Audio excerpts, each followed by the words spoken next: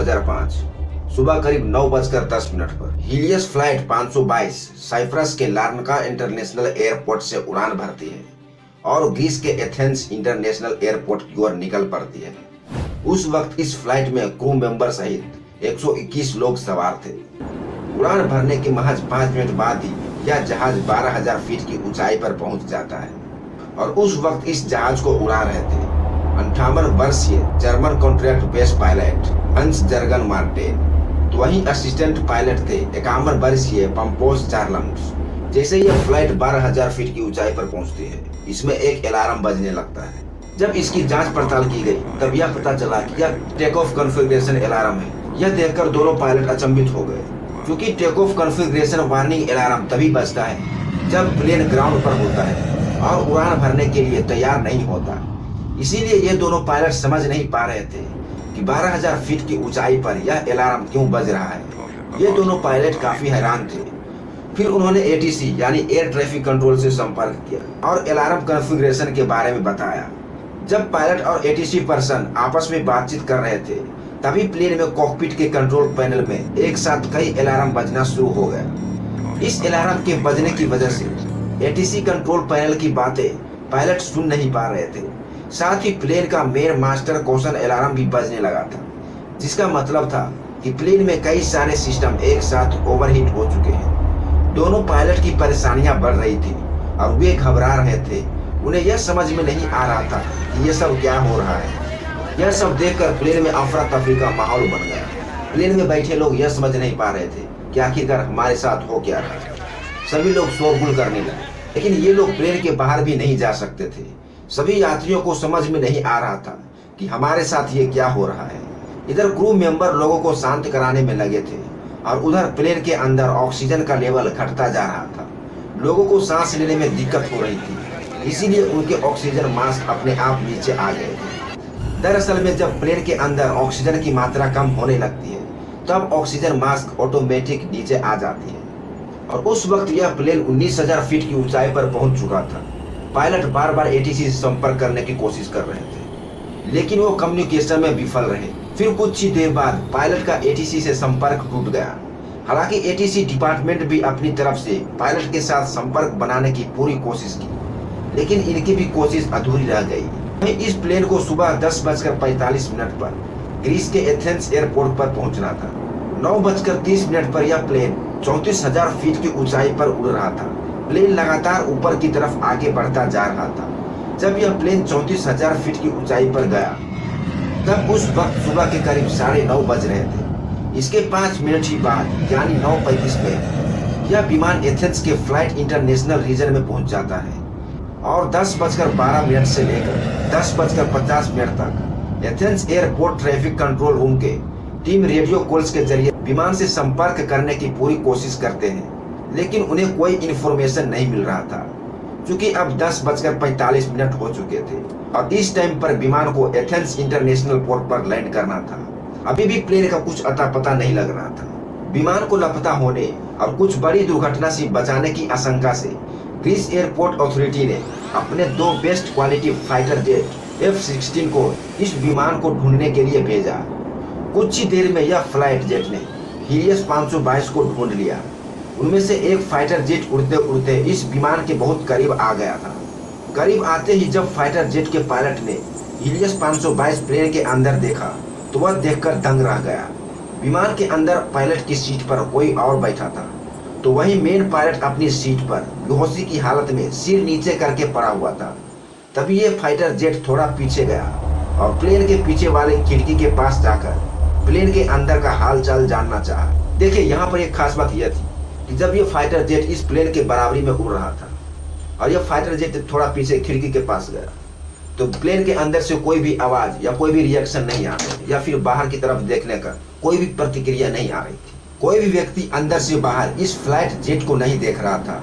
Flight jet के pilot यह इंतजार में थे कि कोई व्यक्ति बाहर की तरफ इशारा करेगा, लेकिन ऐसा नहीं हुआ। विमान के अंदर से कोई भी रिएक्शन न मिलने के बाद फाइटर जेट के पायलट हैरान हो गए। उस वक्त 11:50 का वक्त हो रहा था। तभी उसी वक्त फाइटर जेट के पायलट ने यह देखा कि एक शख्स प्लेन के केबिन से होकर कॉकपिट की तरफ जा रहा है। और कुछ ही सेकंड्स में यह शख्स पायलट के सीट पर बैठ गया। कॉकपिट में बैठे इस शख्स को फाइटर जेट के पायलट ने इशारा करके उनका हाल चाल जानना चाहा। यह शख्स उस पायलट को कुछ बताना चाह रहा था, लेकिन वह कुछ बोल नहीं पाया। तभी अचानक प्लेन के लेफ्ट इंजन काम करना बंद कर दिया। उस वक्त 11:51 हो रहे थे। इंजन बंद होने के कारण प्लेन लेफ्ट साइड की ओर झुककर नीचे की ओर तेजी से गिरने लगी। पायलट सीट पर बैठा शख्स प्लेन को कंट्रोल करने के लिए पूरी कोशिश कर रहा था, लेकिन वह कंट्रोल कर ही नहीं पा रहा था। और करीब 30 सेकंड्स के बाद प्लेन के राइट साइड का इंजन भी काम करना बंद कर दिया। देखिए, यहाँ पर मैं आपको एक बात क्लियर कर दूं कि प्लेन उड़ाने का और इसमें स्पीड बढ़ाने और घटाने का जो सबसे बड़ी भूमिका होती है, वो प्लेन के दोनों साइड लगे जो दाहिने में लगे होते हैं, वो इंजन होते हैं। क्योंकि इस हीलियस 522 फ्लाइट के दोनों इंजन काम करना बंद कर दिए थे, प्लेन का कंट्रोल पूरी तरह से खो चुका था और लगभग 12:05 पर प्लेन एथेंस से लगभग 42 किलोमीटर दूर ग्रामेटिको की पहाड़ियों से जा टकराता है और उसके क्रैश होने के साथ ही उसमें सवार 121 लोगों की मौत हो गई।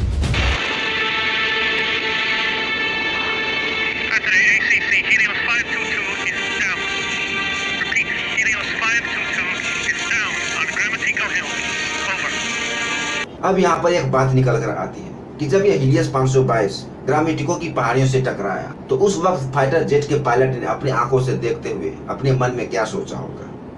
उन्हें कैसा फील हुआ होगा कि हमारे सामने 121 लोगों की मौत हो गई। आखिर उनके दिल पे कैसा गुजरा होगा कि उन्होंने उनके लिए कुछ नहीं कर पाया, उन्हें बचाने में असमर्थ हो गए। जैसे यह प्लेन क्रैश हुआ, यह बुरी खबर पूरे ग्रीस में सनसनाती हुई आग की तरफ फैल गई।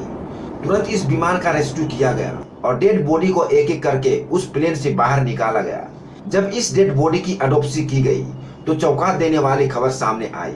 दरअसल में जहाज के अंदर जितने भी पैसेंजर थे, यानी 115 पैसेंजर और 6 क्रू मेंबर, सभी जहाज के क्रैश होने से पहले ही मर चुके थे, जिंदा लाश बन गए थे। इस जहाज के उड़ने के दौरान ही सभी लोगों की मौत हो चुकी थी।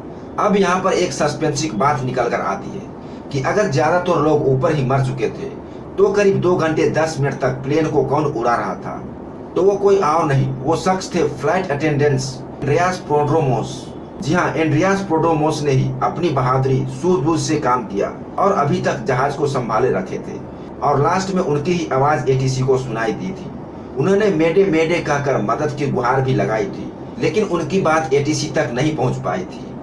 देखिए, इस भयावह मंजर और बड़ी दुर्घटना को जब एक्सपर्ट लोगों ने जानने की कोशिश की और इस घटना के पीछे का राज जानना चाहा, तो उनमें बड़ी ही चौंका देने वाली खबर सामने आई।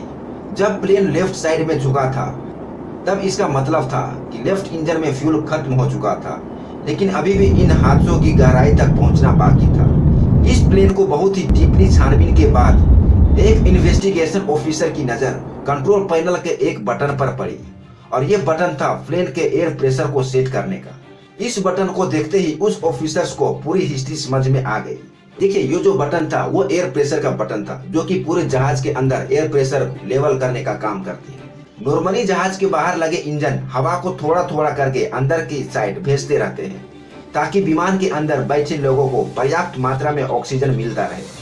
और अधिकांशतः रनिंग फ्लाइट में इस बटन को ऑटोमेटिक मोड में ही रखा जाता है, और अगर कभी इसे मैनुअली में किया जाए तो पायलट या फिर को पायलट को इसकी पूरी जिम्मेदारी होती है कि वो इसका ध्यान रखे। इस भूल को जानने के लिए हमें इस जहाज के उड़ान भरने के एक दिन पीछे जाना होगा। जब यह विमान अपने सर्विस के लिए तय समय पर गया हुआ था, वहाँ पे इसे अच्छे से चेक करके सर्विस की गई। सर्विस करने वाले ऑपरेटर ने उसी वक्त इसे मैनुअली मोड में छोड़ दिया था और पायलट को उड़ान भरने के लिए दे दिया गया। उस वक्त न ही पायलट को और न ही को पायलट को ध्यान उस मैनुअली बटन पर गया। विमान में air pressure manually mode on होने के कारण फ्लाइट में धीरे धीरे ऑक्सीजन की मात्रा कम होने लगी, जिसके कारण प्लेन में बैठे सभी यात्रियों को सांस लेने में तकलीफ और बेचैनी होने लगी। हालांकि उड़ते वक्त पायलट को यह अलार्म सुनाई दिया तो उन्होंने इसके पीछे का कारण जानना शुरू किया, लेकिन एक बार के लिए भी इनकी नजर उस बटन पर नहीं गई। इसी वजह से कॉकपिट में भी ऑक्सीजन का लेवल घटता चला गया, जिसके कारण दोनों पायलट बेहोशी की हालत में जा गिरे। क्योंकि पैसेंजर के लिए मास्क नीचे तो आ गए, लेकिन पायलट के लिए मास्क नीचे नहीं आती है, उन्हें लगाना पड़ता है।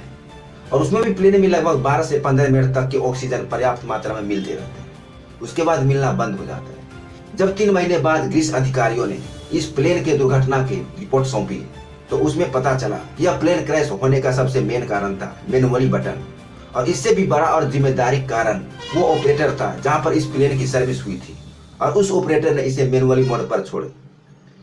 तो दोस्तों इस तरह से हिलियस 522 का भयानक क्रैश हुआ था।